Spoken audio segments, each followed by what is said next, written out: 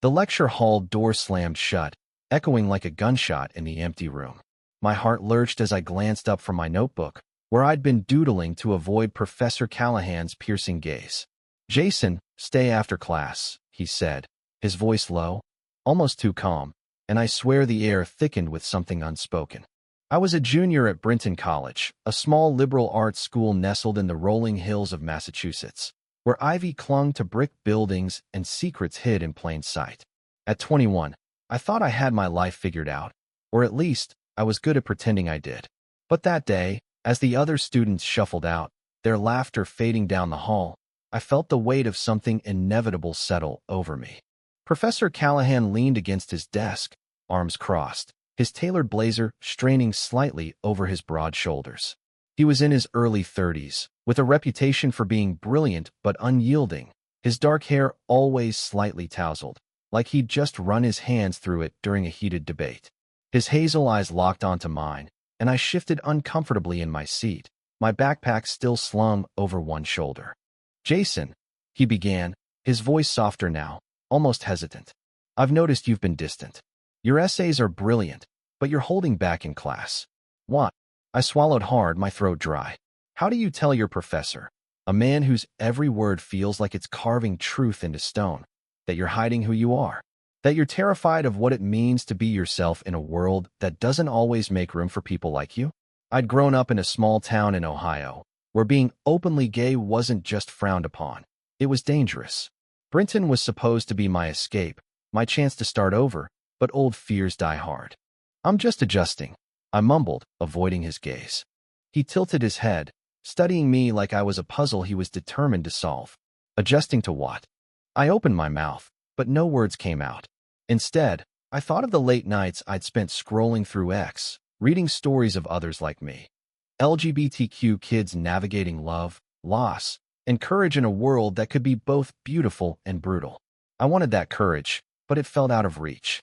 "Jason," Callahan said, stepping closer, his voice dropping to a near whisper. "You don't have to hide here. Not with me." My breath caught. It wasn't just what he said, it was how he said it, like he knew. Like he saw the part of me I'd buried so deep I barely recognized it myself. I stared at him, my heart pounding, and for the first time, I wondered if Brinton College might be more than just a place to hide. The next few weeks were a blur of stolen glances and quiet moments.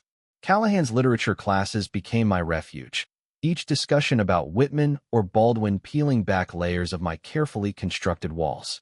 He had a way of making every text feel personal, like he was speaking directly to me.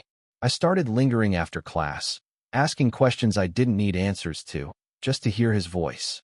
One rainy afternoon, as thunder rumbled outside, I stayed behind to discuss an essay I'd written on Giovanni's room.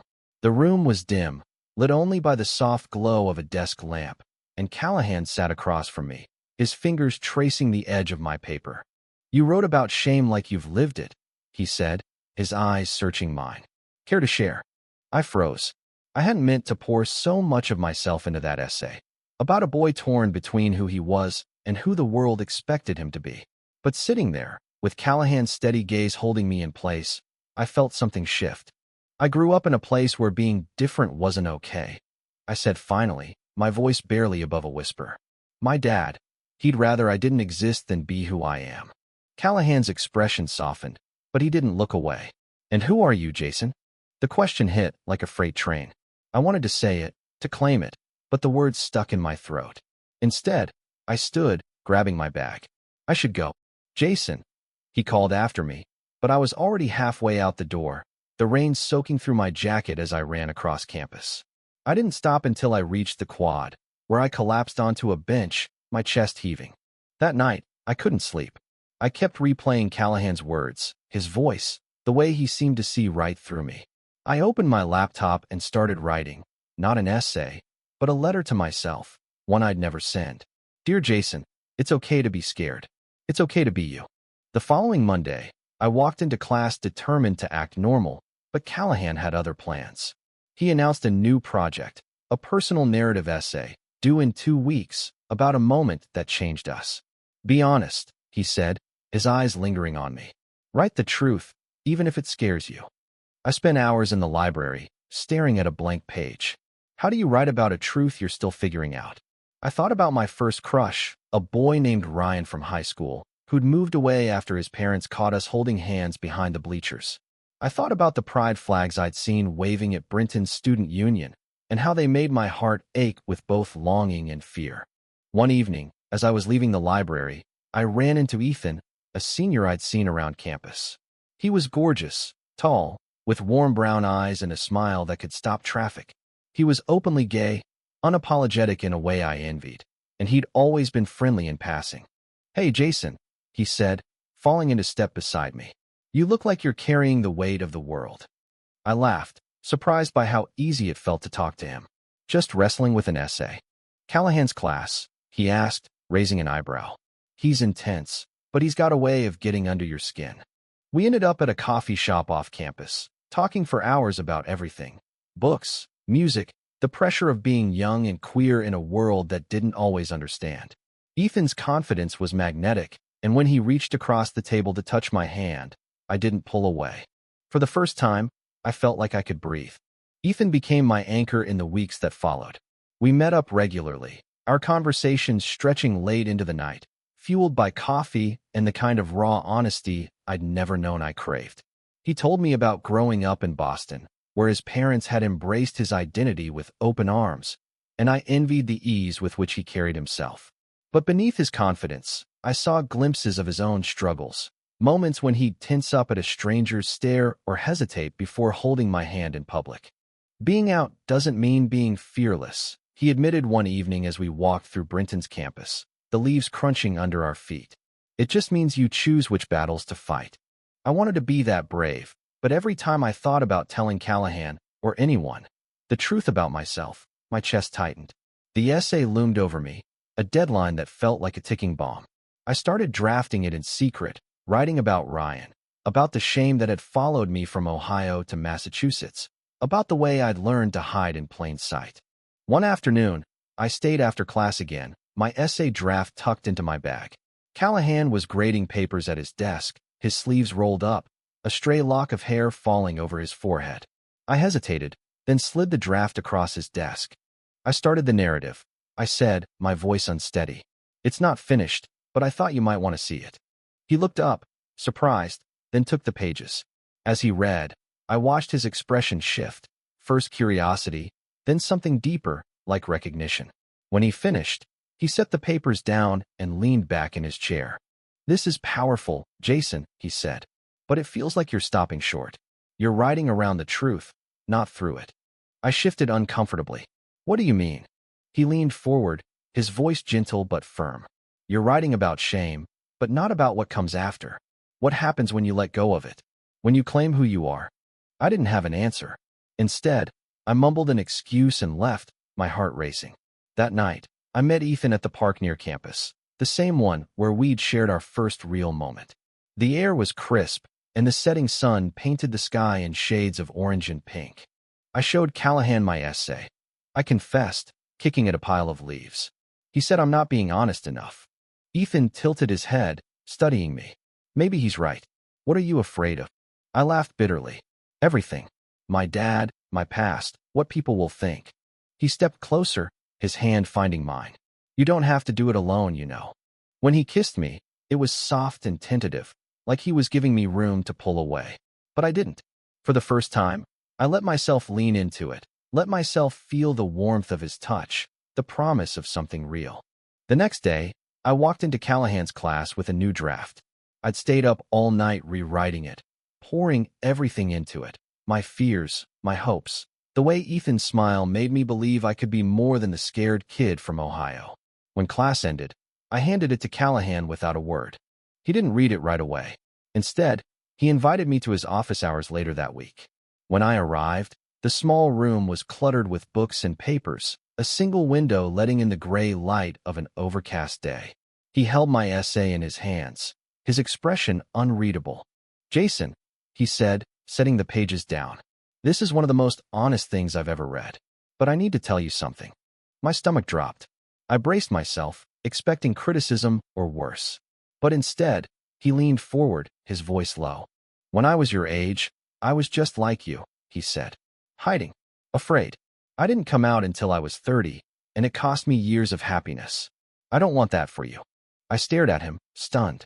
Professor Callahan, the man who seemed so untouchable, so sure of himself, had been where I was. The weight of his words settled over me, heavy but strangely comforting. I don't know how to start, I admitted, my voice barely audible.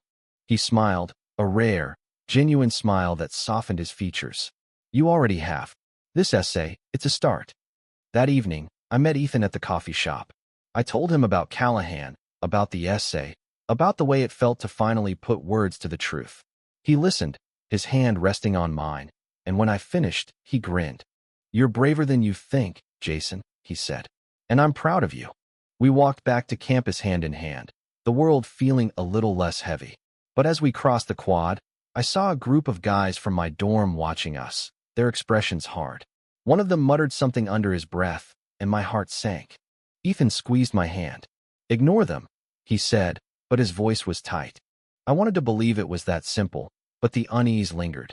Brenton was progressive, but it wasn't a bubble. There were still people who looked at us like we didn't belong, and I wasn't sure I was ready to face them. As we parted ways, Ethan kissed me again, this time in full view of the quad. It was a small act of defiance, but it felt like an earthquake. I walked back to my dorm, my heart pounding, knowing I'd crossed a line I couldn't uncross. And I wasn't sure if I wanted to. The whispers started the next morning.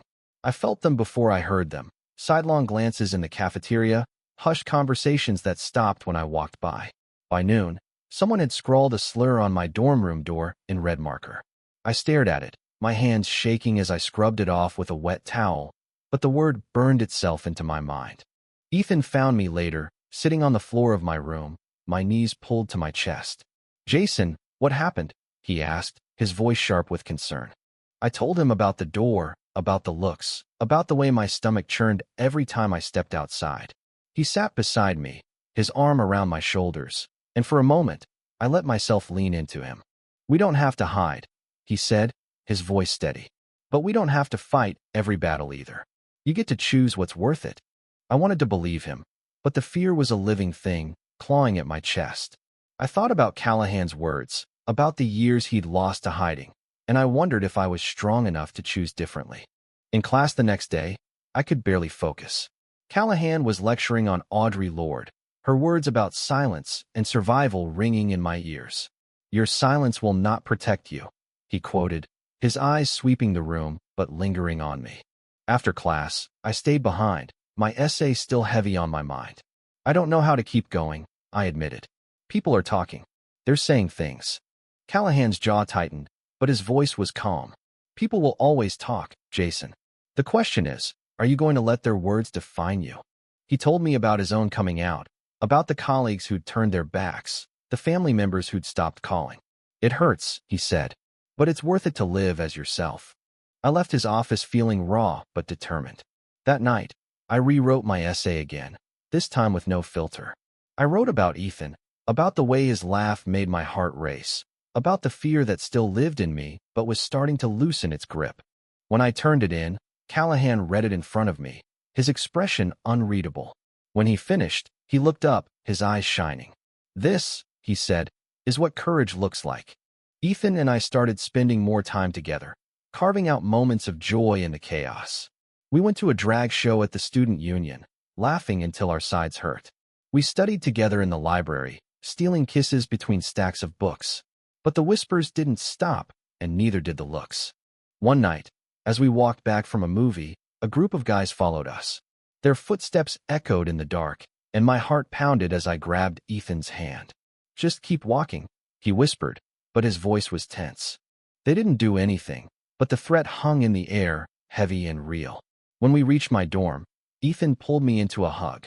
We're okay, he said, but I could feel him trembling. The next day, I went to Callahan's office, my hands shaking. I don't know if I can do this, I said. It's too much. He leaned forward, his voice steady. You're stronger than you think, Jason. And you're not alone. He told me about a support group on campus for LGBTQ students, led by a counselor named Dr. Rivera. Go, he said. Talk to people who get it.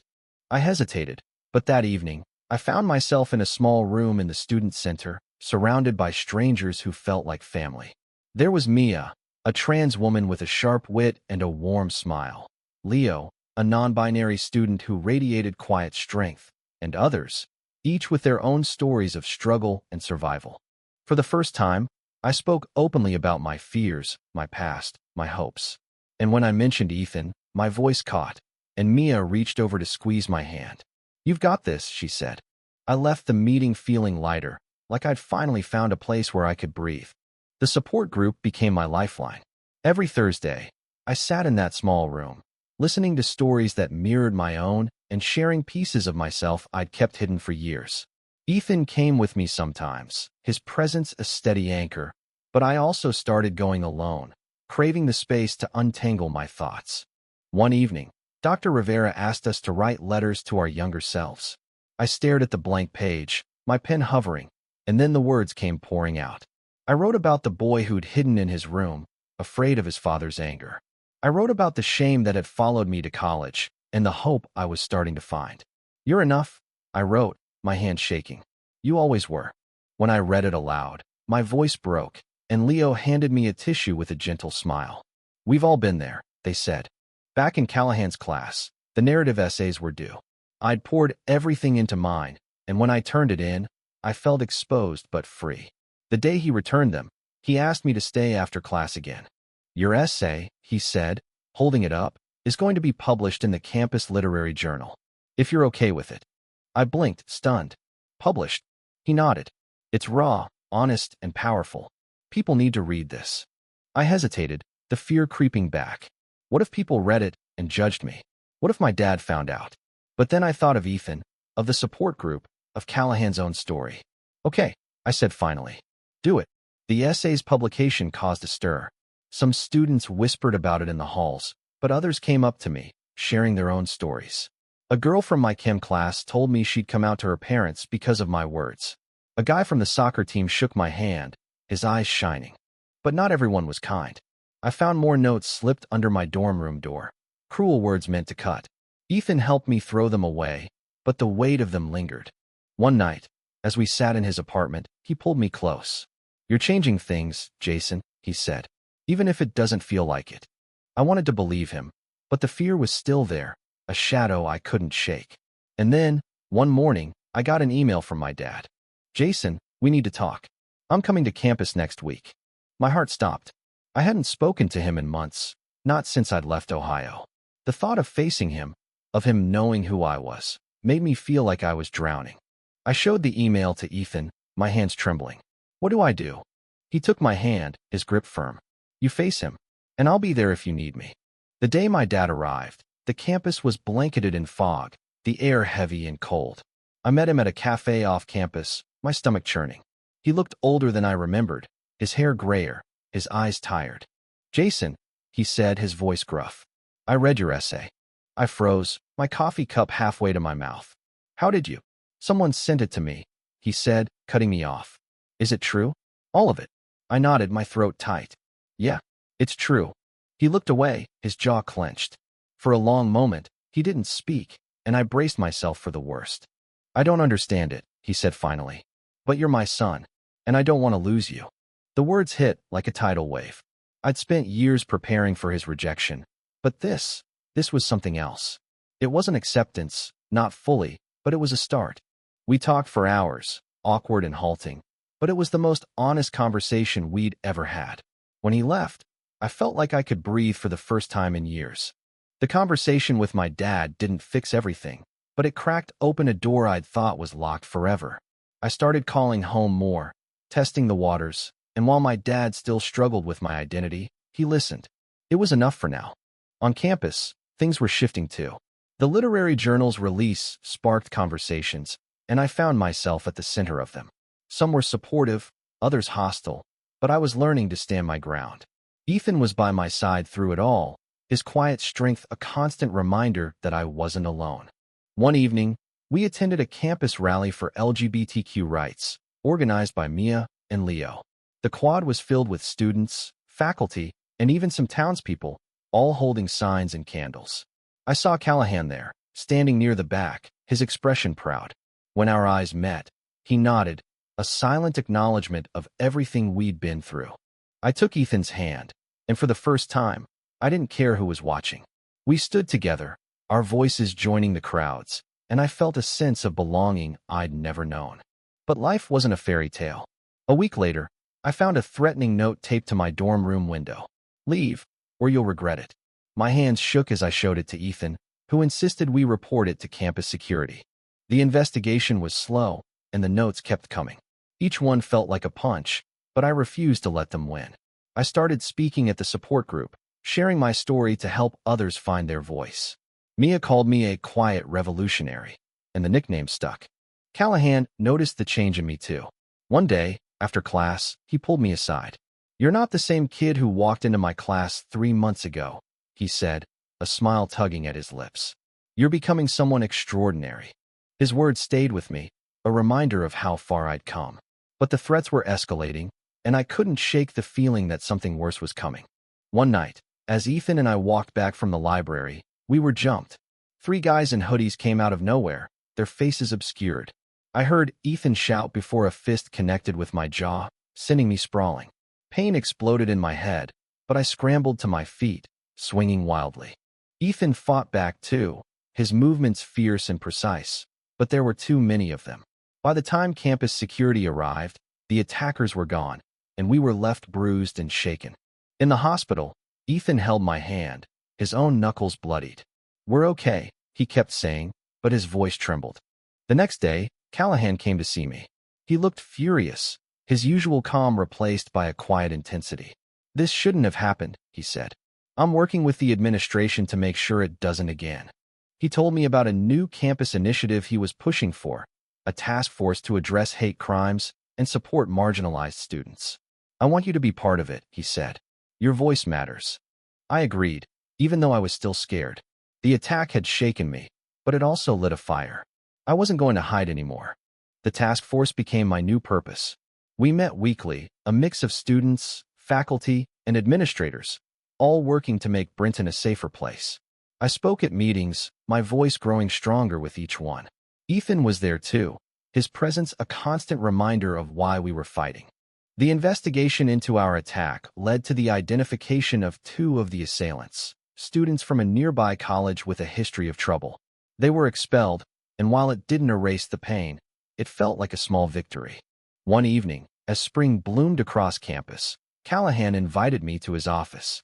He handed me a letter from a literary magazine in Boston, offering to publish a revised version of my essay. "You're going to do big things, Jason," he said. "Don't stop now." I thought about the scared kid I'd been at the start of the year, the one who doodled in class to avoid being seen. That kid was still part of me, but he wasn't all of me anymore. Graduation was a month away, and Ethan and I were making plans. He'd been accepted to a grad program in New York, and I was considering jobs in Boston. The idea of leaving Brenton was bittersweet, but I knew we'd carry its lessons with us. One sunny afternoon, we returned to the park where we'd shared our first kiss.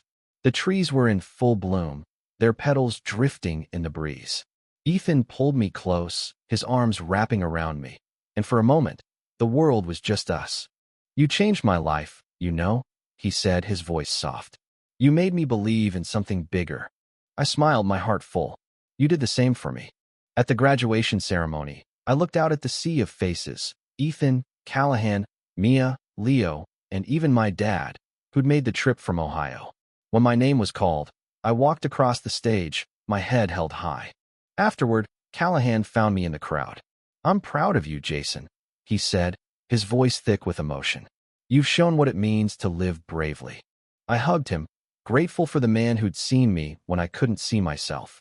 As I joined Ethan and my friends, I realized that Brenton hadn't just been a place to learn, it had been a place to become. The world was still messy, still imperfect, but I was no longer hiding. I was Jason, flawed, scared, and undeniably myself. And that was enough.